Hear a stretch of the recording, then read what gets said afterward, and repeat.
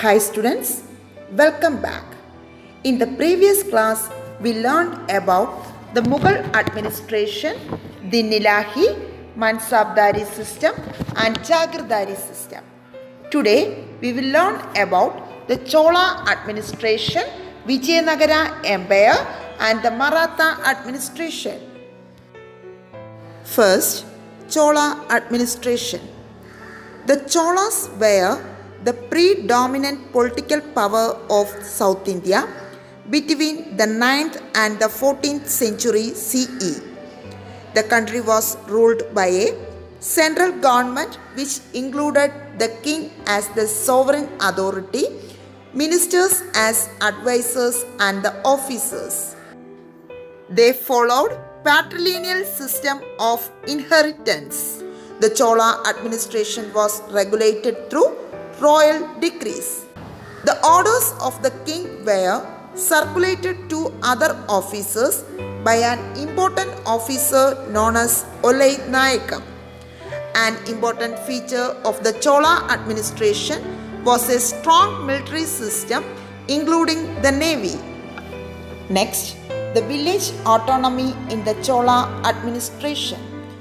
For the sake of administration, the Chola kings divided the country into mandalams, valanadus, nadus and kotams. A group of autonomous villages formed a kotam. All the responsibilities and authorities relating to the administration of the villages were vested with the people of the villages. Two councils known as the Ur and the Sabha functioned for the purpose of village administration.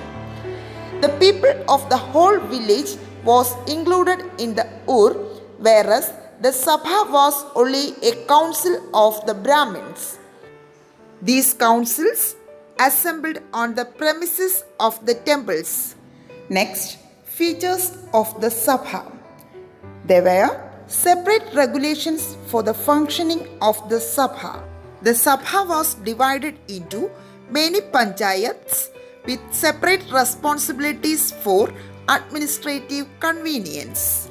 The members of the panchayats were determined through both selection and election. The members were elected annually. One person could serve as the member of the panchayat for a maximum of 3 consecutive terms. Those who were accused of crimes such as bribery and theft were not given the chance to contest in the election.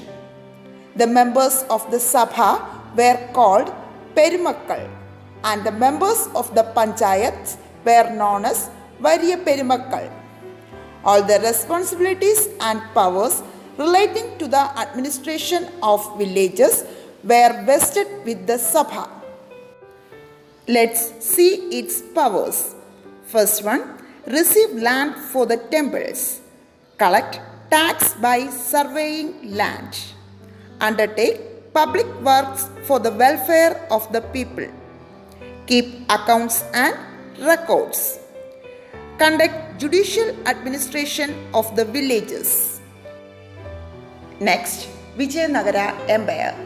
Centralized administration prevailed in the Vijayanagara Empire. The king had the support of a strong army. To protect the country from the enemies, they constructed large forts. The central administration of the Vijayanagara Empire was called Nayangara system and the local administration as the Iyengar system. Let's see the features of the Nayangara system. The king was the head of the central administration of the Vijayanagara Empire. There were ministers and royal officers to assist the king in administration. There was only a small army under the direct control of the king.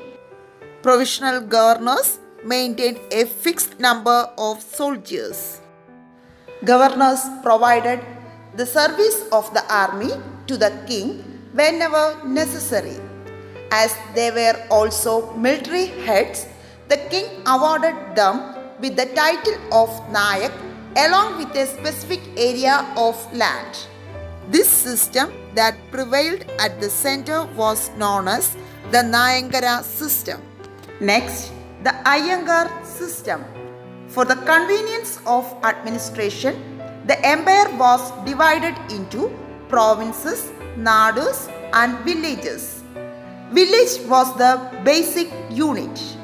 The day-to-day administration of the village was done by the officers known as Iyengars. This administrative system is known as Iyengar system. Next, the Maratha administration.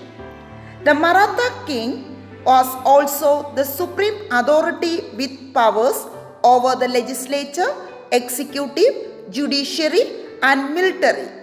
The functions of the ministers in the council called Ashtapradhan, which helped the Maratha ruler Shivaji in his administration.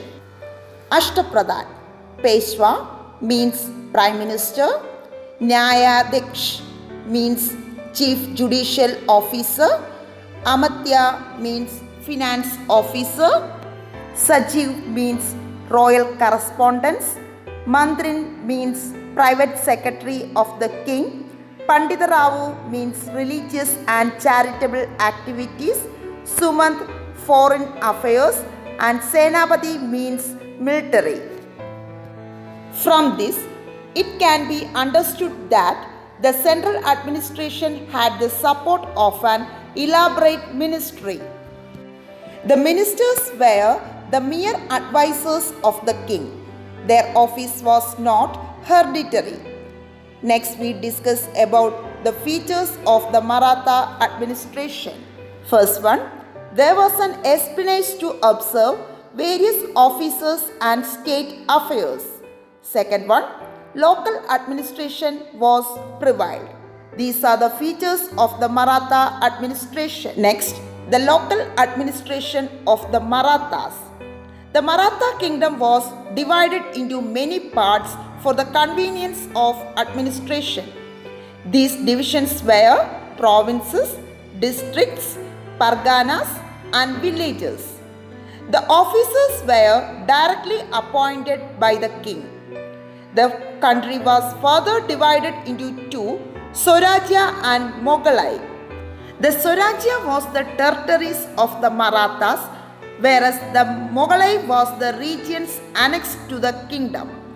In addition to the land tax collected from the Maratha country, two kinds of taxes, Chaudan, Sardeshmukhi, were collected from the annexed regions. Okay students, today we discussed about Chola administration, Vijayanagara Empire, and Maratha administration. In this chapter, we discussed many fundamental changes occurred in the administrative system of India during the medieval period. Hope you all understood about today's topic. Thank you.